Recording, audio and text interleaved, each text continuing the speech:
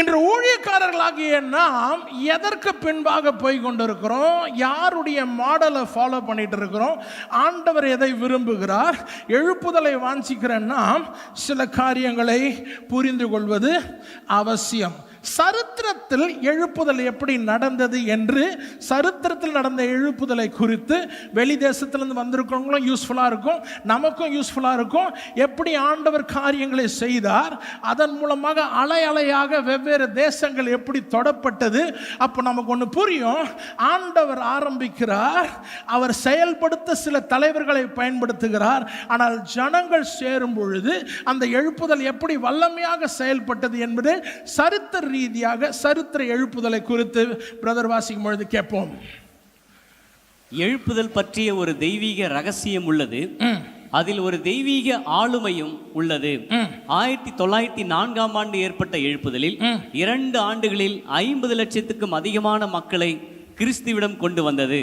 19ஆம் நூற்றாண்டு முடிவடைந்தவுடன் 2 சுவிசேஷ ஊழியங்கள், அமெரிக்காவின் மூடி பைபிள் நிறுவனம் மற்றும் இங்கிலாந்தில் உள்ள கெஸ்விக் கன்வென்ஷன் நிறுவனம் ஆகியவை எழுப்புதலுக்காக ஜெபிக்க தங்கள் 2 நாடுகளையும் அழைத்தன. இது ஒரு உலகளாவிய ஜெப ஐக்கியத்தை உருவாக்கிற்று. இந்தியா, ஆப்பிரிக்கா மற்றும் லத்தீன் அமெரிக்காவில் உள்ள அவர்களின் பணித்தளங்கள் தங்கள் நாடுகளுக்காக ஜெபம் செய்ய தொடங்கின. இதில் பலர் எழுப்புதலை அனுபவித்ததில்லை என்றாலும் அவர்கள் வரலாற்றின் மாபெரும் எழுப்புதலை பற்றி அவற்றில் அடிப்படையில் ஜெபம் செய்தனர். ஜெபத்தின் பலனாக உலகம் முழுவதும் போர்க்கைதிகள் இருந்த முகாம்களில் ஒரு எழுப்புதல் ஏற்பட்டது. அவர்கள் மிஷனரிகளாக தங்கள் தேசத்துக்கு திரும்பினர். தென்னாப்பிரிக்காவில் எழுப்புதலை தென்னாப்பிரிக்கா போர்க்கைதிகள் கொண்டு வந்தனர்.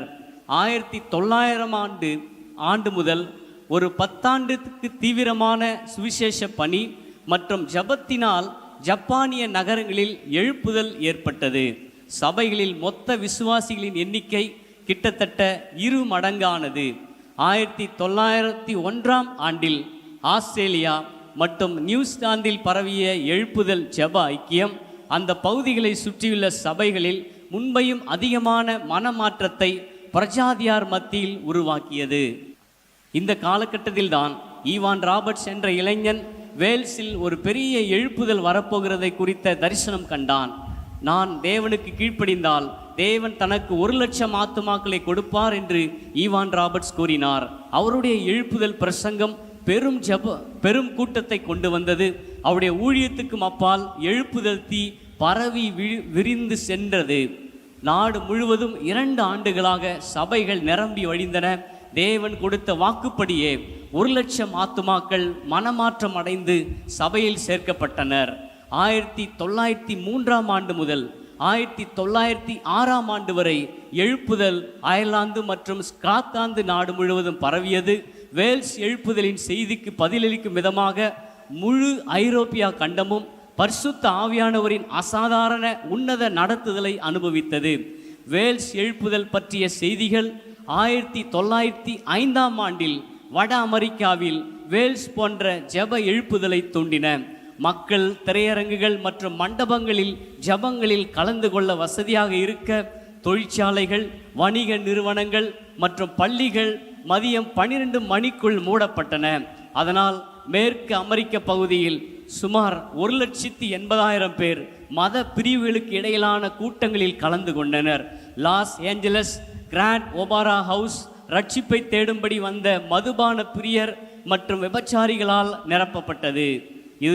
இதே போன்ற எழுப்புதல் ஜப ஐக்கியம் கனடா நாடு முழுவதும் ஏற்பட்டது. நகர்ப்புற மற்றும் கிராமப்புற சபைகள் ஒரே மாதிரியான ஜப கூட்டங்களை ஏற்பாடு செய்தனர்.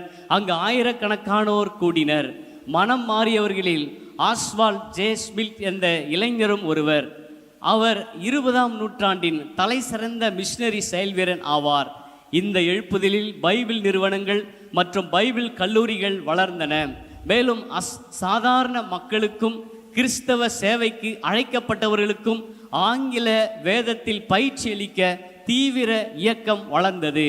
1907ஆம் ஆண்டில் கொரிய பெந்தகோஸ்தே எழுப்புதல் கொரிய சபைகளில் விசுவாசிகளின் எண்ணிக்கையை 4 மடங்காக உயர்த்தியது. கொரிய எழுப்புதலில் தொடப்பட்டவர்களில் ஒருவரான சீனாவில் பணிபுரியும் கனடிய மிஷனரி யோனத்தான் கோஃபோர்த் எழுப்புதலை மஞ்சூரியாவுக்கு கொண்டு சென்றார். பசிபிக் தீவு நாடுகளிலும் எழுப்புதல் பரவியது.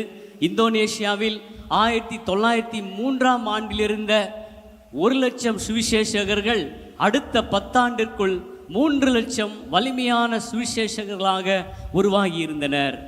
1903ஆம் ஆண்டு மற்றும் 1910ஆம் ஆண்டுக்கு இடையில் ஆப்பிரிக்க கண்டத்தில் வாழும் புராட்டஸ்டன்ட் நபர்களின் எண்ணிக்கை 3 லட்சம் பேரிலிருந்து 5 லட்சம் பேராக அதிகரித்தது.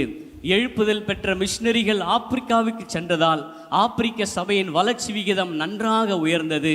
வேல்ஸ் எழுப்புதலானது தெற்கு கலிபோர்னியாவில் பலரை ஜபத்தை தீவிரப்படுத்த ஊக்குவித்தது. 1907ஆம் ஆண்டில் லாஸ் ஏஞ்சலஸில் உள்ள ஒரு சிறிய தேவாலயம் அசுசா தெருவில் காலியாக இருந்த மெத்தடிஸ்ட் தேவாலயத்துக்கு மாற்றப்பட்டது. அதைத் தொடர்ந்து வந்த எழுப்புதலின் போது மக்கள் அந்நிய பாஷைகளில் பேசத் தொடங்கினர்.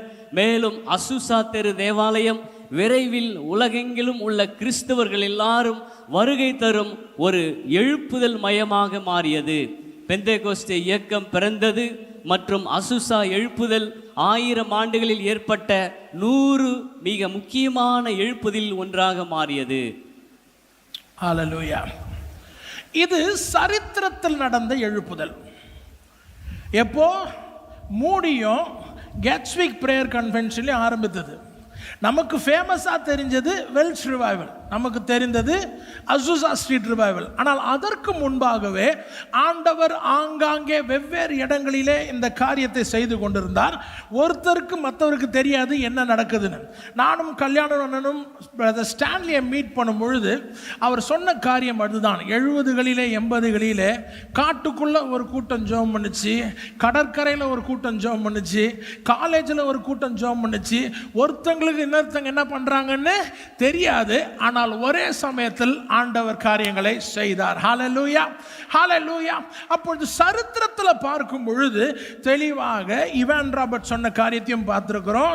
ஜார்ஜ் ஜெஃப்ரிஸ் 1932 பெரிய அசைவு வந்த பிறகு என்ன சொல்லியிருக்கிறாரு, அப்பவே சபை என்ன பண்ண ஆரம்பிச்சிருச்சான், கொஞ்சம் குளிர் விட்டுட்டு பரிசுத்தத்தை இழந்து விட்டது, தேவ வல்லமையை எதிர்பார்க்க முடியாது என்று வான் பண்ணியிருக்கிறார்.